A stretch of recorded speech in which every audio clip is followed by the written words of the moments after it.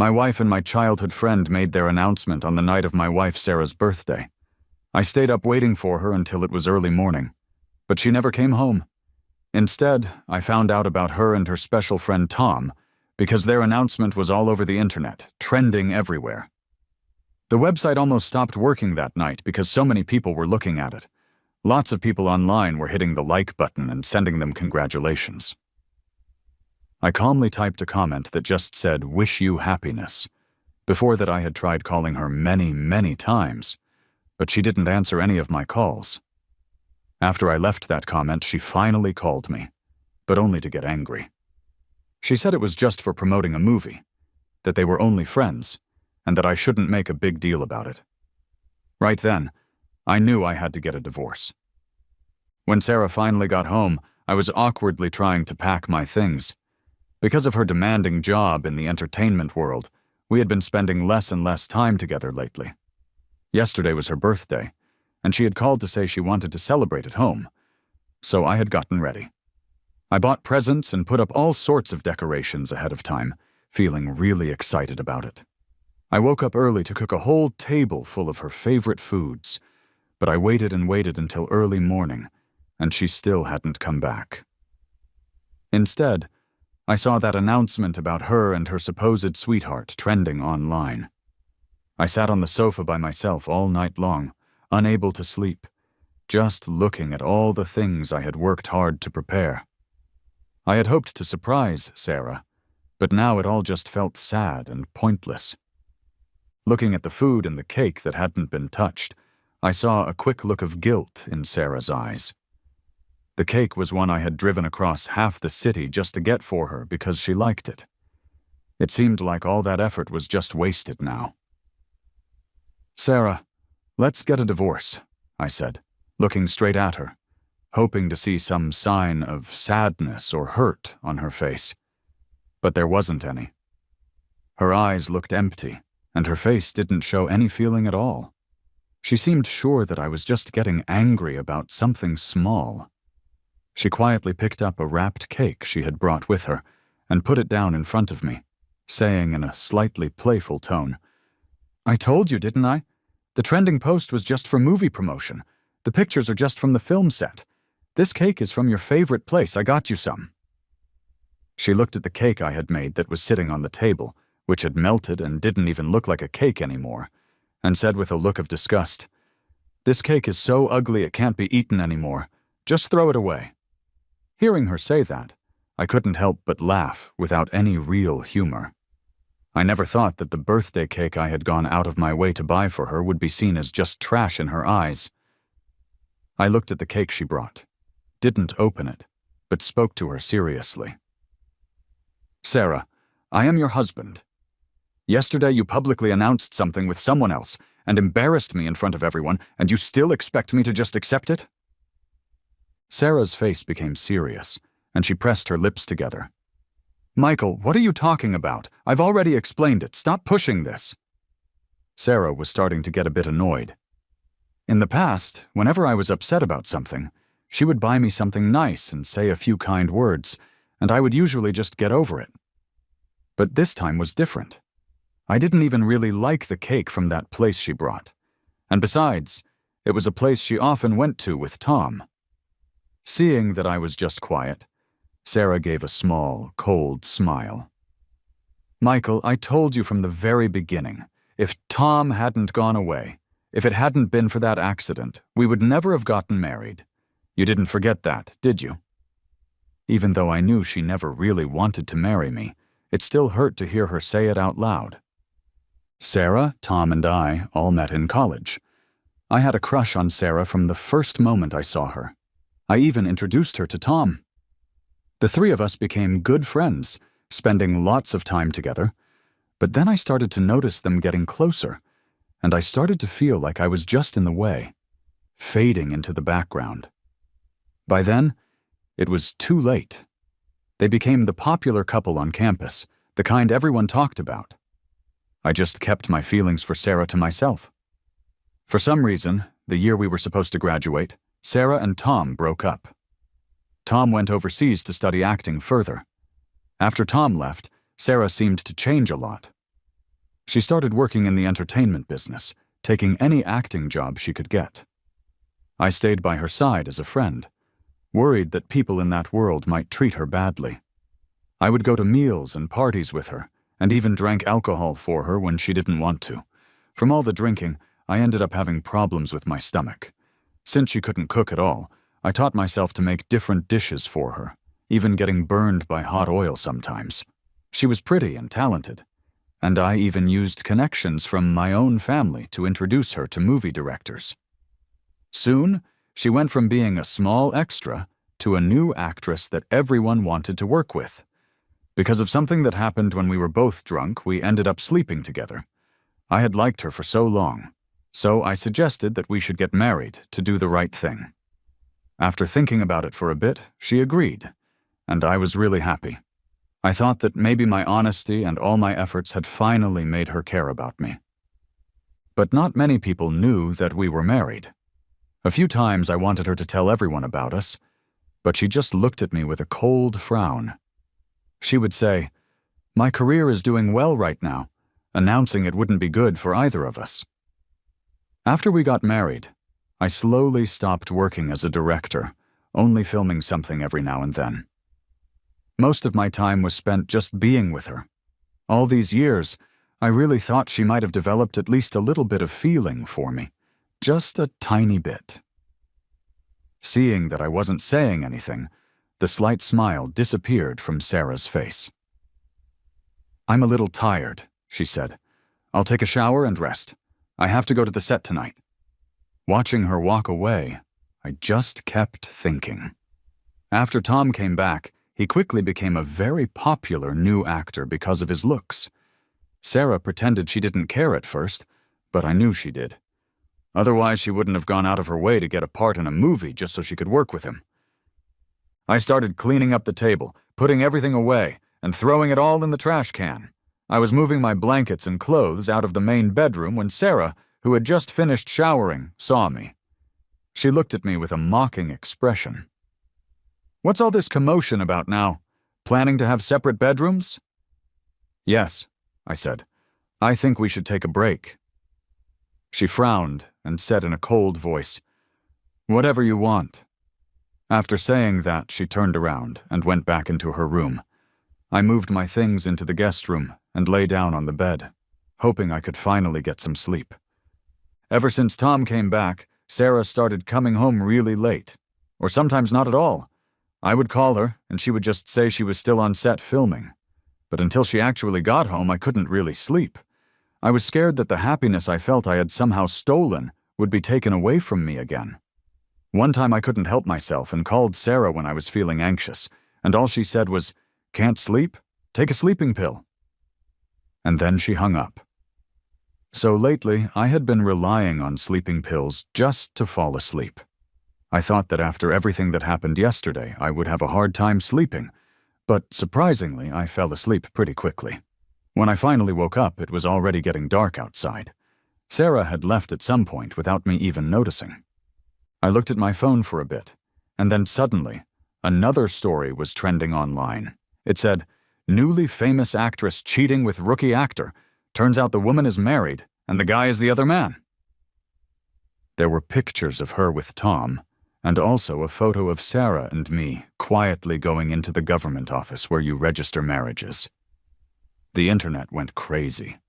The comment section was full of people guessing what was going on. Even my past as a director was dug up by people online.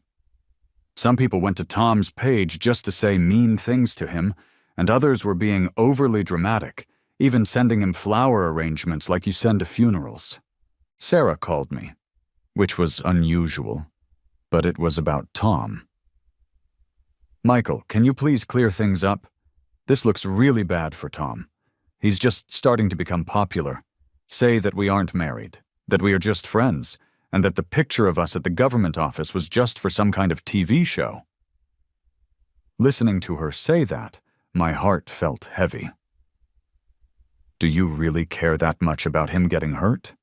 Sarah, isn't what you are doing already too much? We are the ones who are married. There was silence on the other end for a few seconds, and then I heard a cold laugh. "Michael, This is not a discussion. I am telling you what you need to do." In no time at all the talk online about Tom being a homewrecker disappeared. Sarah also posted something explaining the situation, saying that we were just longtime friends, and she tagged me in it. Feeling like I had no other choice, I had to post a statement saying that Sarah and I were just friends too. Since that day, Sarah and I haven't spoken to each other. I didn't even bother calling her. It felt like we had entered a kind of silent war. Whenever we used to fight, I was always the first one to try and make things right. She never apologized because she knew that I couldn't bring myself to leave her. One day, Sarah called me out of nowhere. "The movie crew is having a party tonight to celebrate finishing the film. I'll send you the address. Pick me up later." When Sarah was filming a movie, I would often go visit her on set, and I had even gone to a few of her wrap-up parties before. But she always told people we were just friends. Even though no one really knew our true relationship, people could tell that things between us were more than just a simple friendship. But this time felt different. Before, I was the one who had to ask Sarah to let me come along. This time she called to invite me. I felt confused, but there was also a tiny bit of hope in me. I carefully chose a light-colored suit she had given me for my birthday. She had said that I looked good in lighter colors. Just as I finished getting ready, Sarah's car pulled up downstairs. I got a message with the address and went outside. Sarah was leaning against the car, waiting for me. I had thought she would be in a big van, but she was driving herself. A quick look of amusement showed in her eyes when she saw me, but it disappeared quickly. She looked at my suit closely. I thought it was strange, but before I could ask her about it, a cheerful voice interrupted. "Michael! Long time no see." It was Tom, sitting in the passenger seat, wearing a suit that was a very similar color to mine. His face was handsome, and he smiled brightly. He really was a good-looking guy. "Oh, I insisted on coming along with Sarah to pick you up. Hope you don't mind." Then he winked at Sarah. No wonder Sarah's expression had been strange earlier. No wonder she liked seeing me in light colors. It was because Tom liked them. Our suits matched, but his fit him much better than mine fit me. Standing there next to him, I felt like a cheap imitation. I clenched my hands tightly and forced a smile. "Long time no see." His smile didn't fade, and there was something hidden in his eyes. "Also, I haven't thanked you yet. If you hadn't cleared things up online, I would still be getting yelled at by angry people." The memory of having to do that made my heart ache a little bit. As I struggled to think of a response, Sarah gently said to him, "Let's talk in the car or we'll be late." Tom smiled at her warmly. "Sarah, you're always so on time. Even on our dates, you were never late." Sarah pretended to be annoyed in a cute way, then got into the driver's seat. Watching them together like that, I stood to the side quietly, knowing that my smile must have looked terrible. But somehow, even though they had broken up a long time ago and Sarah was now my wife, I felt completely out of place. It was just like back in school. Whenever Tom was around, Sarah's attention was completely focused on him. Trying to hide the bitterness I felt, I got into the back seat. The whole drive, Tom talked to me in a lively way. He told me funny stories about him and Sarah while they were filming. He even talked about the people who worked on the movie throwing him a surprise birthday party. His eyes were full of pride when he mentioned it. Pretending to sound like he felt bad, he said, "Michael, you wouldn't believe it. Sarah and the crew kept it a secret from me to surprise me. It would have been great if you were there. She even invited some of our old classmates, but Sarah said you were too busy with work." I was caught off guard by that. I looked at Sarah's eyes in the rearview mirror, but her expression was hard to understand, and she didn't offer any explanation. I forced a painful smile and said, "Yeah, I was really busy with work at the hotel." Tom was the first one to get out of the car. He quickly went around to the driver's side to open the door for Sarah and helped her get out. They were so focused on each other in that moment that they didn't notice something felt off. They walked ahead side by side, while I quietly followed behind them. As we walked into the hotel, someone working there showed us to the private room where the party was. On our way, a fan recognized them and came up to ask for their autographs. As we walked into the room, someone suddenly shouted from behind us, "Sarah, Tom, you two really look perfect together. Be happy." Sarah opened her mouth like she was going to say something, but she didn't explain anything. Tom just smiled and accepted the compliment. I silently watched them. They really did look perfect together, like the ideal couple from their school days until now. Some people from the movie crew knew that my relationship with Sarah wasn't just a simple friendship. When they heard that shout, their faces looked frozen, and an awkward smile appeared on their faces for a moment. Sarah's manager, who knew that I was married to her, quickly changed the subject when he saw that I looked unhappy. "Michael, you're here too. Long time no see." I knew they were trying to help me avoid the awkward situation, so I smiled back, thankfully, and went along with what they were doing. Long time no see. The waiter led us to the table. Because I came with Sarah, I sat at her table. Sarah sat down first, and Tom naturally took the seat right next to her. I watched them for a moment, choosing not to say anything, and instead took a seat across from them. Right beside me was Chloe, the actress who played the fourth most important character in the drama. She was a new star who had just gotten a lot of fans because of her sweet and innocent appearance. Seeing me, Chloe turned to say hello. "Long time no see, Michael." I was a little surprised. You know me?" She laughed, and I could see her dimples. She sounded a bit excited. "Yes. At last month's school reunion, you gave a speech as someone who had done really well after graduating. You really showed us younger people what we should aim for." When she mentioned the reunion, I suddenly remembered that I had invited Sarah to come with me, but she said she couldn't because she was filming. But on that very day, I saw her all dressed up at the event with Tom, visiting our old teachers and classmates together. People had said, "Sarah, who would have thought? You and Tom, the perfect couple, still together. Getting married soon, huh? Remember to invite us?" Hearing this, Tom smiled and seemed to agree, and Sarah shyly leaned on his shoulder. Everyone around them smiled like they knew something special was going on. Back in the moment at the party, Chloe kept talking happily. "This is my very first drama, acting with the amazing Sarah. Even though I don't have many scenes, I'm so excited." Her energy was charming, and I couldn't help but feel a bit nostalgic for the feeling of being young and full of passion. "But why aren't you directing anymore, Michael? We watched one of your films at school. It was really good." I forced a smile, my thoughts still caught up in the memory of the reunion. Noticing that my mood had changed, Chloe started talking about something else, and we continued chatting. Her cheerful nature made me feel a little better. Meanwhile, Sarah, who had been talking to the director, looked over and saw that I was talking happily with another woman. Her eyebrows furrowed slightly, and her eyes gave me a look that seemed to show displeasure and a warning. I was confused by her reaction. She was openly with Tom, while Chloe and I were just talking innocently. The director, sensing that the atmosphere had become a bit tense, raised his glass. "Come on. Today is the party to celebrate finishing the movie. I'll have a drink first. Everyone help yourselves."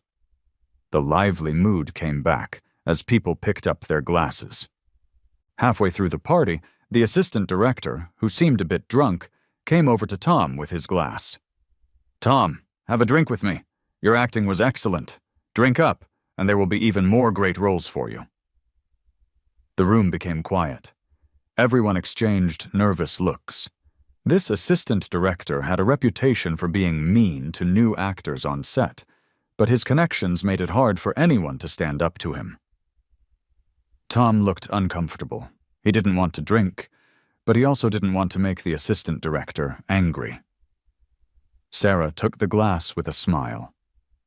Our new actor isn't very good with alcohol. I'll drink this one for him. And she drank it all down in one go. Tom looked at her with admiration. The assistant director's expression became dark, and the feeling in the room turned cold.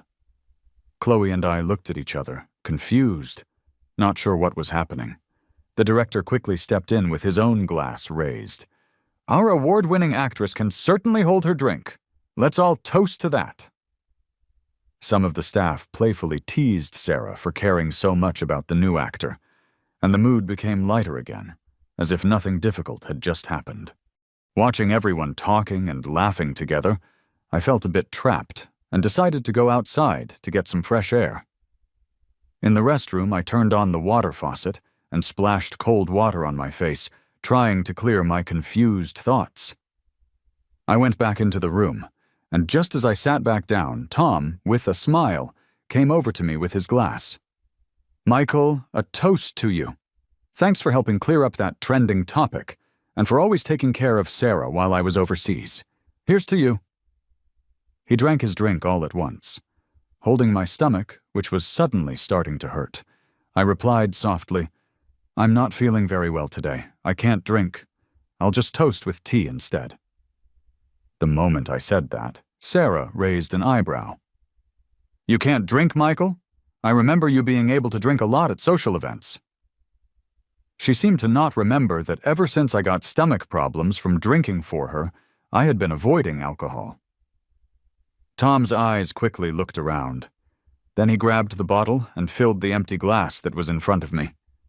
He handed it to me with a determined smile, but his eyes looked like they were challenging me. Yeah, Michael, I remember when you used to drink a lot back then. Long time no see, and you won't even have this one drink with me. With me just sitting there, Sarah didn't look happy either. I took a deep breath, took the glass from his hand, and drank it down quickly. I held the glass up high and looked at Sarah and Tom. They looked satisfied. The room became silent for a moment, and then suddenly, someone started clapping. It was Chloe sitting behind me. Michael, you really can drink a lot. I gave her a look of thanks. Others realized what was happening and started clapping too. The mood got a bit better. Tom gave a knowing grin and went back to sit next to Sarah. The alcohol felt like fire in my stomach. Chloe noticed how pale my face was and asked quietly, Are you okay? I waved my hand, showing her that I was fine. She looked at me, then at Sarah and Tom, and hesitated before saying, You and Sarah? I gave a small, humorless laugh. Just like you think. I looked at Sarah again. She was still laughing with Tom, protecting him from people who wanted him to drink. I just wanted to get away. That soft, caring look in her eyes was never meant for me. She didn't see me, or how uncomfortable I was, unlike Chloe, who was practically a stranger. I gave up. I got up and left without looking back. Back at the house, I started packing more seriously this time. The place held so many memories. I had bought all sorts of things that were meant for couples, thinking it would make the place feel more like a real home. But my efforts didn't mean anything anymore. I thought that if I just tried hard enough, one day I would be able to make Sarah care about me. Just when I thought she might finally be changing, Tom came back. And I was right back where I started. Never mind.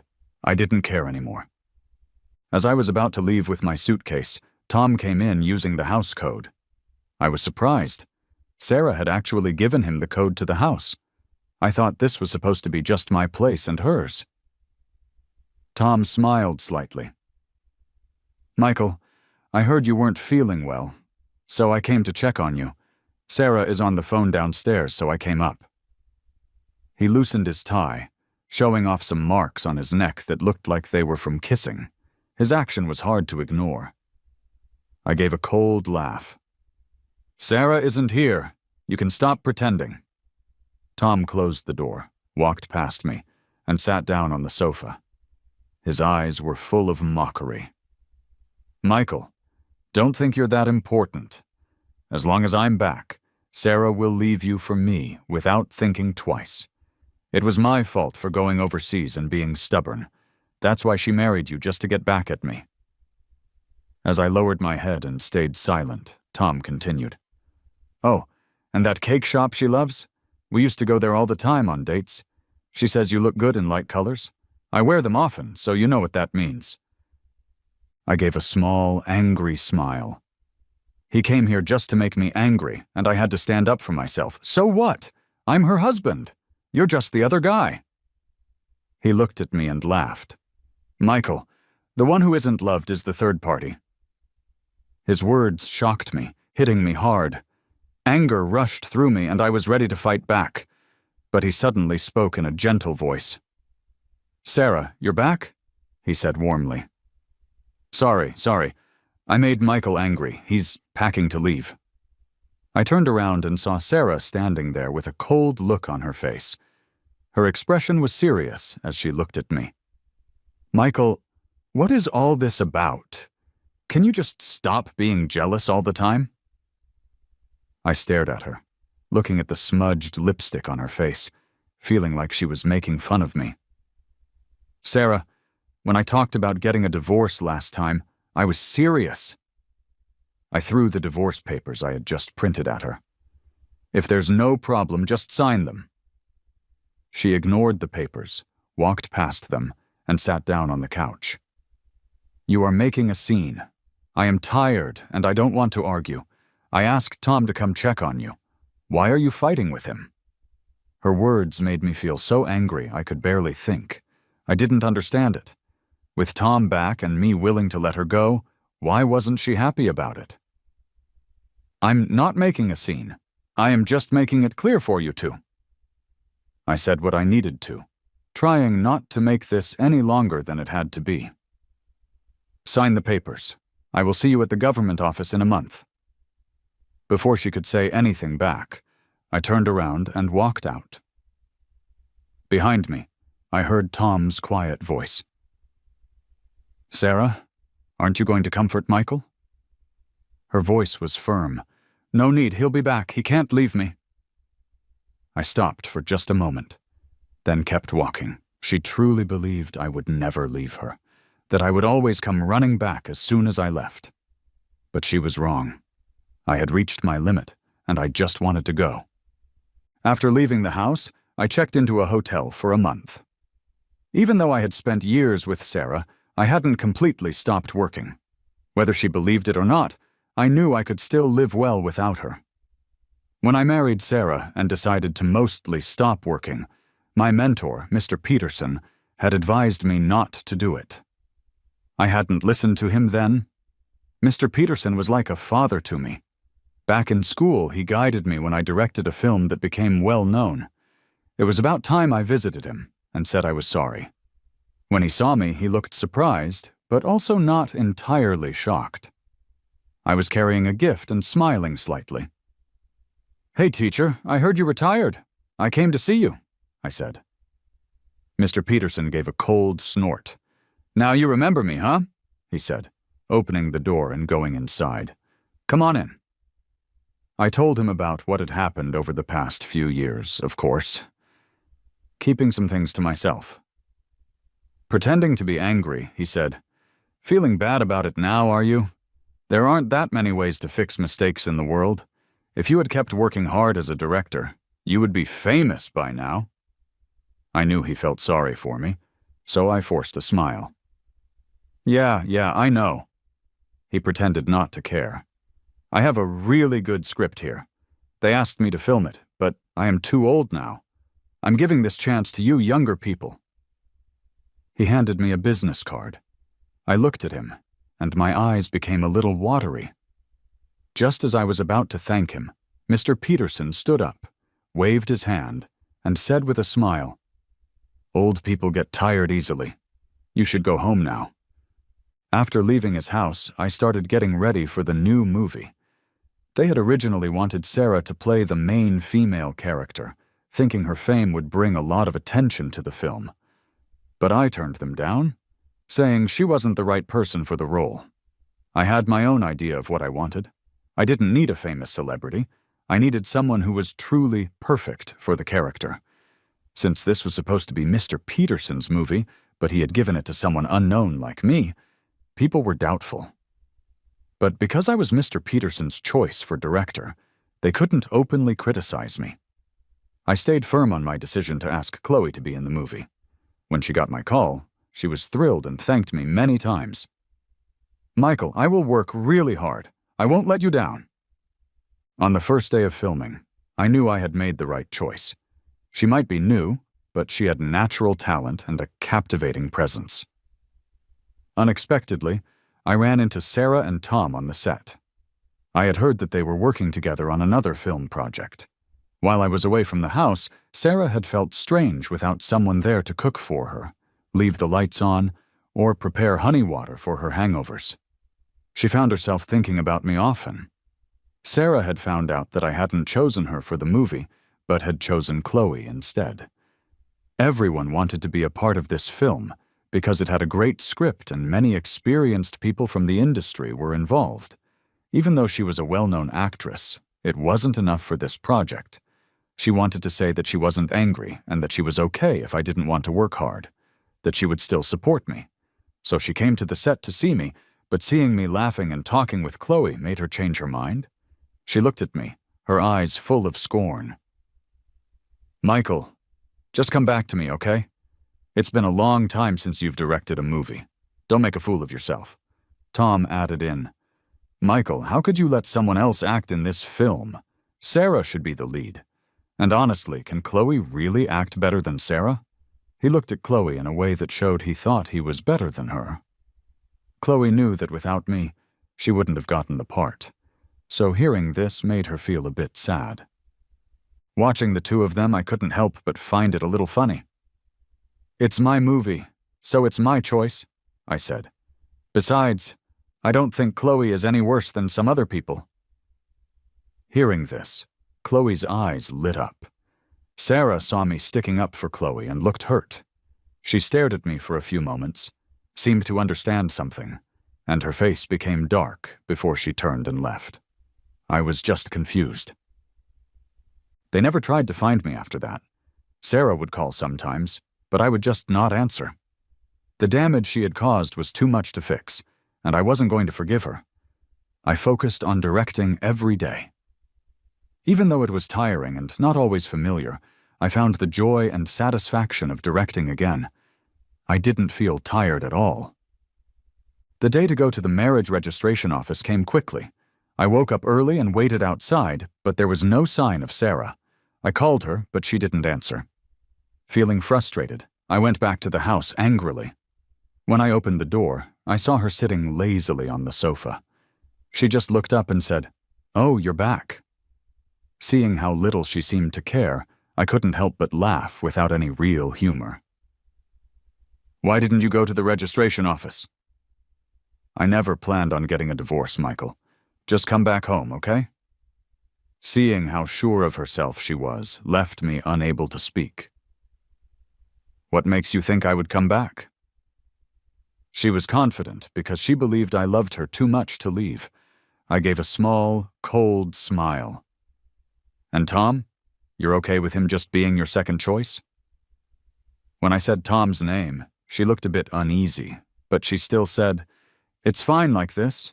We'll just keep our marriage a secret, and I'll act with him on screen." So that was her plan, to have everything she wanted, trying to manage both relationships at the same time. I couldn't believe I had ever liked someone like this. I laughed mockingly, my eyes full of disgust. "Sarah, what do you think you are? If I hadn't gone out drinking and making connections for you, getting you opportunities, you would never have become a star. Without you, I will live just fine, even better than before." Hearing this, Sarah's face became dark, and she said angrily, "Fine then, I'll see just how well you can manage." Ignoring her mean comments, I just turned around and left. Since that day, I became completely focused on making movies. I would sleep on the set whenever I was tired. I haven't been in touch with Sarah at all. In fact, I haven't heard anything from her in a long time. I've only heard that Sarah and Tom haven't been acting much either. Sometimes they appear in the news because strangers have seen them out on dates. There are occasional stories about them traveling together. After months of hard work, my first film as a director finally finished filming successfully. Just a few days after it came out, the ticket sales went really high, and the movie theaters were full of people. Chloe also became very popular quickly, becoming the most talked about actress lately. She called me to say thank you and promised she would never forget that I helped her.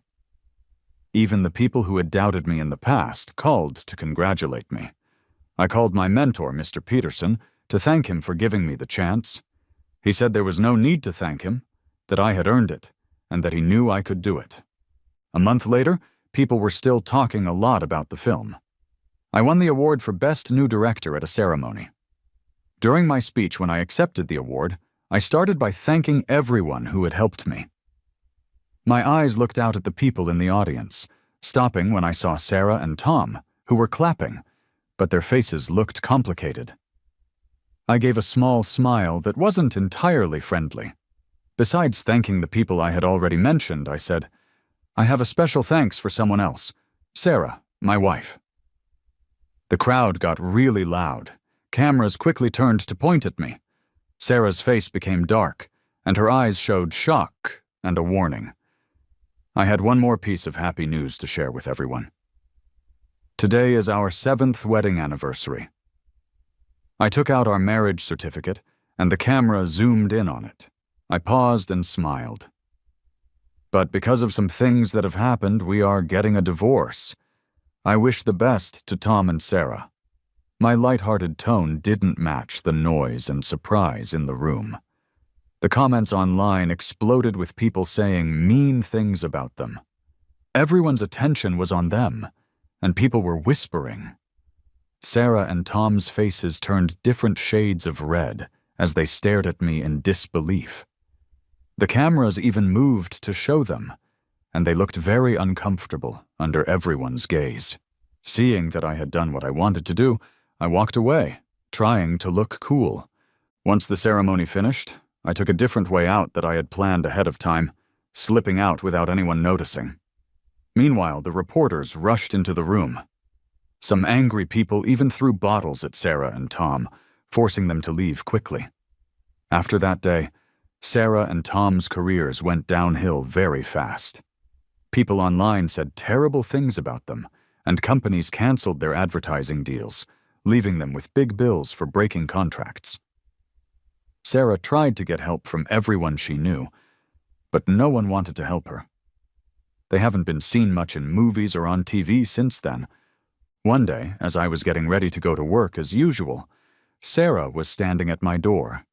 She looked tired and worn out, very different from the beautiful woman she used to be. "Michael, I was wrong before. I didn't realize how good you are." Her words made me smile a little inside. I never thought I would hear her say that. I gave a short, cold laugh.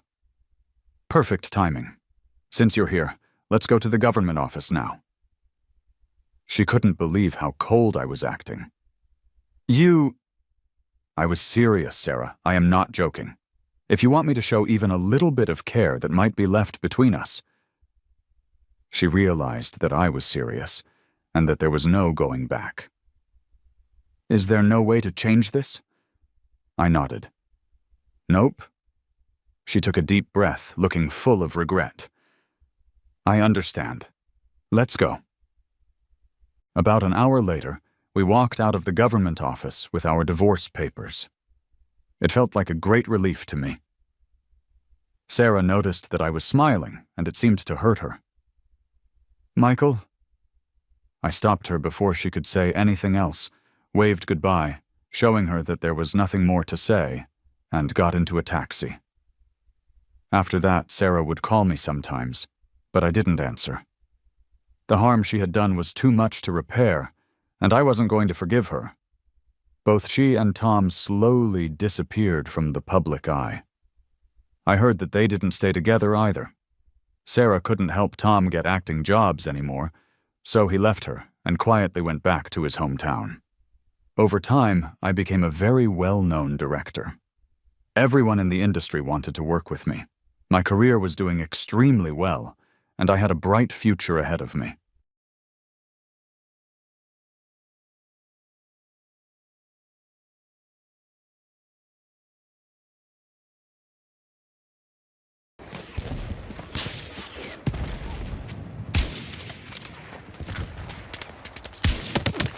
Okay. Is he dead?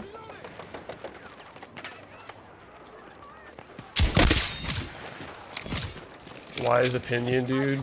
Mainly nowadays, or yeah, like I feel like the internet has made so many people too comfortable with putting their opinion out there, and then so much of it is black and white. You get put in one camp or the other, and nobody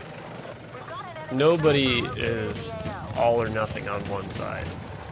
But the internet likes to say, if you don't believe in this one topic, then you are not